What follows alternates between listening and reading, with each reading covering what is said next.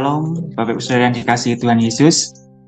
Kita bertemu kembali dalam Gamma Morning Prayer dan kontekstual Bible reading kita pada pagi hari ini sampai di Bilangan 30 ayat 1 sampai 16. Bilangan 30, Musa berkata kepada kepala-kepala suku Israel demikian, inilah yang diperintahkan Tuhan. Apabila seorang laki-laki bernazar atau bersumpah kepada Tuhan, sehingga ia mengikat dirinya kepada suatu janji, maka janganlah ia melanggar perkataannya itu. Haruslah ia berbuat tepat seperti yang diucapkannya.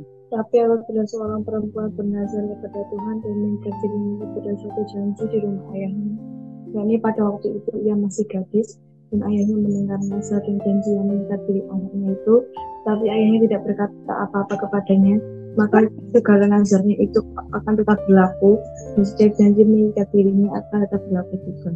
Tetapi jika ayahnya melarang dia pada waktu mendengar itu, maka segala nazar dan janji yang mengikat diri anaknya itu tidak akan berlaku. Dan Tuhan akan mengampuni perempuan itu sebab ayahnya telah melarang dia. Tetapi jika perempuan itu bersuami dan ia masih berhutang karena salah satu nazar atau salah satu janji yang diucapkan begitu saja dan yang mengikat dirinya, dan suaminya mendengar tentang hal itu tetapi tidak berkata apa-apa kepadanya pada waktu mendengarnya, maka nazarnya itu akan tetap berlaku dan janji yang mengikat dirinya akan tetap berlaku juga. Tetapi apabila suaminya itu pada waktu mendengarnya melarang dia, maka ia telah membatalkan nazar yang menjadi hutang istrinya dan janji yang diucapkan begitu saja dan yang mengikat istrinya, dan Tuhan akan mengampuni istrinya itu. Mengenai nazar seorang janda atau seorang perempuan yang diceraikan, segala apa yang mengikat dirinya akan tetap berlaku baginya. Jika seorang perempuan di rumah suaminya bernazar atau mengikat dirinya kepada suatu janji dengan bersumpah, dan suaminya mendengarnya tetapi tidak berkata apa-apa kepadanya dan tidak melarang dia, maka segala nazar perempuan itu akan tetap berlaku, dan setiap janji yang mengikat diri perempuan itu akan tetap berlaku juga. Tetapi jika suaminya itu membatalkannya dengan tegas pada waktu mendengarnya, maka ucapan apapun yang keluar dari mulutnya, baik nazar maupun janji, tidak akan berlaku. Suaminya telah membatalkannya, dan Tuhan akan mengampuni istrinya itu. Setiap nazar dan setiap janji sumpah perempuan itu untuk merendahkan diri dengan berpuasa dapat dinyatakan berlaku oleh suaminya atau dapat dibatalkan oleh suaminya. Tetapi apabila suaminya sama sekali tidak berkata apa-apa kepadanya dari hari ke hari, maka dengan demikian ia telah menyatakan berlaku segala nazar istrinya atau segala ikatan janji yang menjadi hutang istrinya. Ia telah menyatakannya berlaku, karena ia tidak berkata apa-apa kepadanya pada waktu mendengarnya. Tetapi jika ia baru membatalkannya beberapa lama setelah didengarnya, maka ia akan menanggung akibat kesalahan istrinya.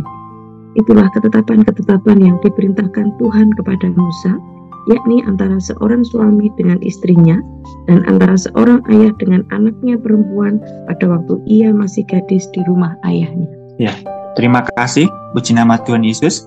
Bapak Ibu yang dikasihi Tuhan Yesus, pada pagi hari ini firman Tuhan mengajari kita tentang bagaimana nazar, baik itu nazar seorang laki-laki maupun seorang wanita. Untuk melihat konteks ini, supaya tidak lepas dari konteks di Bilangan ini, kita akan melihat mundur sejenak di Bilangan pasal 29 kemarin, ayat yang ke-39. Itulah semuanya yang harus kamu olah bagi Tuhan pada hari-hari rayamu sebagai korban-korban bakaranmu, korban-korban sajianmu, korban-korban curahanmu, dan korban-korban keselamatanmu, selain dari korban-korban nazarmu dan korban-korban sukarelamu. Jadi di antara sekian korban dalam tata cara ibadah yang diatur Tuhan, ada di antaranya itu korban nazar. Nah, apa itu nazar? Ya, nazar ini adalah sebuah janji yang diikat oleh seseorang, baik itu laki-laki atau perempuan. Janjinya ini kepada Tuhan bersifat mengikat, dan ini menuntut ketaatan atau tanggung jawab atau komitmen untuk melakukan tepat seperti apa yang dijanjikan. yang dinasarkan. Ayat 1 sampai 2 ini mengatur tentang nazar seorang laki-laki. Dan nazar ini mengikat dirinya dengan Tuhan. Ada janji yang dibuat dengan Tuhan. Dan konsekuensinya dari nazar yang dikatakan ini harus dilakukan tepat seperti yang dinazarkan. Dan contoh yang baik ini adalah Yakub. Ya, Yakub ketika dia lari dari Esau kakaknya dan dia membuat nazar, Tuhan, kalau aku bisa kembali lagi suatu saat kelak ke rumah ayahku dan Tuhan membuat perjalananku berhasil, maka batu ini akan menjadi rumah Tuhan, dan 1/10 dari setiap aku yang peroleh akan kupersembahkan kepada Tuhan. Nah, nazar ini biasanya dibuat oleh seseorang yang sedang bergumul, sedang menghadapi masalah, sedang menghadapi tantangan berat, dan dia membuat nazar janji kepada Tuhan. Nazar juga menunjukkan iman dan pengharapannya sekaligus doanya kepada Tuhan. Dan nazar biasanya juga ada komitmen untuk mempersembahkan sesuatu bagi Tuhan, melakukan sesuatu bagi Tuhan. Dan betapa sakralnya nazar ini karena dibuat oleh seseorang, baik laki-laki atau perempuan, kepada Tuhan. Dan di situ ada permohonan, ada sesuatu yang dimohonkan dengan sangat karena menghadapi tantangan besar dan dia tidak bisa menghadapinya, dan hanya Tuhan yang mampu melakukannya. Inilah nazar. Dan pada pagi hari ini dari ayat 1 dan 2 kita diajari bagaimana seseorang yang bernazar ini harus memiliki komitmen, bertanggung jawab, melakukannya tepat seperti yang diucapkan oleh nazarnya itu. Nah, ini bagi seorang pria, bagi seorang laki-laki ini berlaku selamanya sampai nazar itu dipenuhi.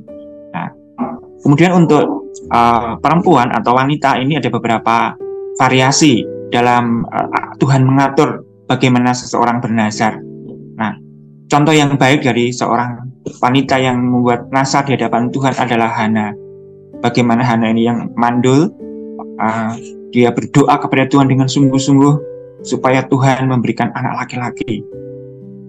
Dan jika Tuhan berkenan nanti, maka anak ini akan dipersembahkan kepada Tuhan seumur hidupnya melayani Tuhan. Dan Hana pun dengan imannya, dengan pengharapannya, dan dengan permohonannya yang sungguh kepada Tuhan, membuat nazar itu, diikat perjanjiannya dengan Tuhan, dan ini bersifat mengikat. Dan ketika Tuhan menjawab, Hana pun melakukan tepat seperti yang diucapkannya. Nah, nazar ini ketika diucapkan itu menuntut sebuah tanggung jawab, komitmen di hadapan Tuhan. Ini karena perwujudan iman dia kepada Tuhan, dan apabila dilanggar, apabila tidak ditepati, itu akan ada konsekuensi, yaitu membawa kesalahan atau dosa. Bagi seorang wanita atau perempuan yang membuat nazar, apabila dia seorang gadis, maka apabila ketika dia bernazar itu didengar oleh ayahnya, dan ayahnya ini melarang, ini bisa dibatalkan nazar itu. Demikian juga dengan seorang istri yang membuat nazar, apabila suaminya mendengar dan suaminya tidak menyetujuinya, ya ini bisa dibatalkan. Dan nazar mengenai ayat yang ke-13, setiap nazar dan setiap janji sumpah perempuan itu untuk merendahkan diri dengan berpuasa dapat dinyatakan berlaku oleh suaminya atau dibatalkan oleh suaminya. Nah, nazar juga ada komitmen dengan sebuah tindakan iman, ada berpuasa, berdoa, merendahkan diri di hadapan Tuhan. Ini wujud ibadah, ini wujud relasi dengan Tuhan, suatu permohonan yang dalam, satu pengharapan yang sangat kepada Tuhan, dan diikat dengan janji dengan Tuhan. Dan nazar ini tidak boleh diucapkan dengan sembarangan, tidak boleh diucapkan dengan sembrono, karena apabila tidak ditepati ini akan membawa dosa. Nazar juga tentunya tidak untuk melakukan sesuatu yang tidak baik atau bernazar untuk sesuatu perbuatan dosa. Tapi jelas bahwa nazar dalam konteks pada pagi hari ini, nazar yang dihubungkan dengan korban persembahan, nazar yang mengikat janjinya dengan Tuhan, dan nazar yang menuntut tanggung jawab untuk menepatinya tepat seperti janji Tuhan. Ini menunjukkan betapa Tuhan menghendaki bangsa Israel memiliki relasi yang kuat, menaruh iman ketaatannya kepada Tuhan, dan menuntut orang-orang yang telah berjanji itu untuk bertanggung jawab di hadapan Tuhan atas setiap nasihat yang diucapkannya. Bapak Ibu saudara dikasihi Tuhan Yesus, apa yang dapat kita pelajari dari firman Tuhan pada pagi hari ini? Allah menghendaki umatnya hidup yang bertanggung jawab, hidup yang taat, menepati nazar sesuai dengan perkataan janjinya yang diikatnya dengan Allah. Aplikasi bagi saya dan saudara, apabila saya dan saudara memiliki nazar kepada Allah, sudahkah saya dan saudara menepatinya tepat seperti yang kita ucapkan nazar itu kepada Tuhan? Yang kedua, apakah saya dan saudara hidup yang bertanggung jawab, hidup yang taat dalam perkataannya di hadapan Tuhan? Biarlah ini menjadi berkat bagi kita semuanya. Tuhan Yesus memberkati. Ya, terima kasih Mas Andre. Mari kita merespon firman Tuhan pagi ini dengan mengangkat pujian Ku Taat Perintah-Mu.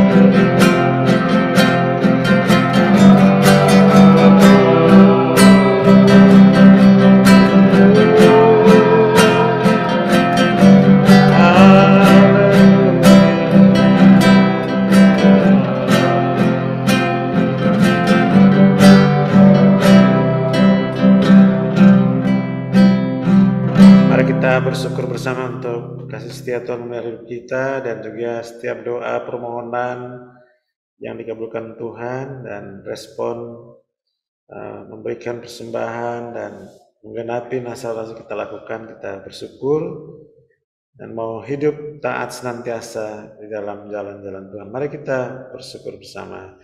Kami bersyukur ya Tuhan untuk kasih setia-Mu yang senantiasa mendengar doa-doa kami, mengabulkan janji nasar dari anak-anak-Mu. Terima kasih, kami bersyukur, terima kasih.